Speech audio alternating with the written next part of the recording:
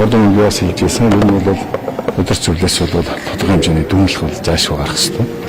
Тэгэхээр ямар ч байсан ихэд бол ажлын хэсэг гаргая гэж байгаа. Нэн тэргүүнд одоо бүлгийн асуудал, бүлэг дээр одоо нэгдмэл байх, манай одоо бодлого нэг байх эдгээр асуудал нэлээ нэн тэргүүнд тавьж байгаа. Үүнтэй уялдуулаад бүлгээс бас нэг 5-6 хүний бүрэлдэхүүнтэй гарах бах. За тэгээд дээрэс нь нэмээд өдөр зүйлээс нэг 3 хүний бүрэлдэхүүнтэй, нийт нэг 9 хүний бүрэлдэхүүнтэй ажлын хэсэг гаргая гэсэн ийм санал явж байгаа. Би бол бүтэн болоо сайн мэдэхгүй байна.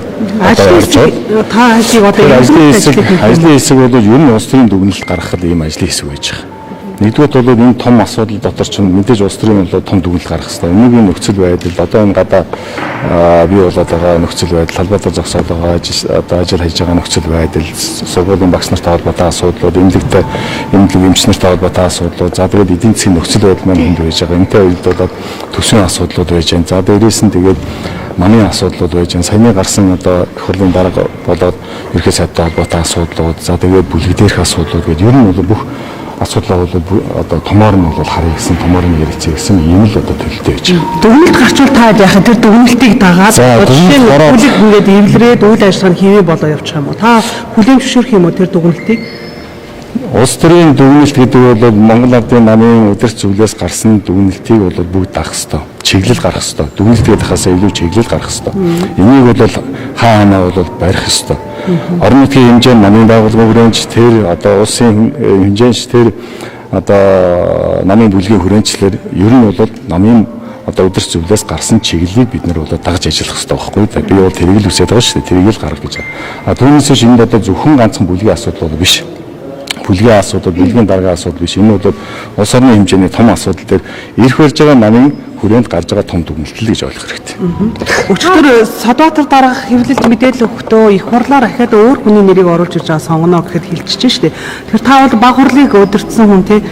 За энэ дээр одоо Содбаатар даргын хэлж байгаатай байр суурь нийлэх үү? За би Содбаатар даргын хэлснийг бол ерөнхийдөө бол бид нар өрсөлдөөн бий болно гэж ойлгосон. Өрсөлдөөн бий болно гэж ойлгож байгаа. Ер нь бол өрсөлдөх ёстой. Өрсөлдөөн мэдээж одоо нээлттэй байгаа.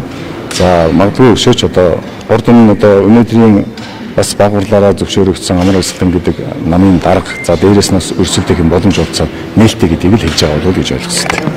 За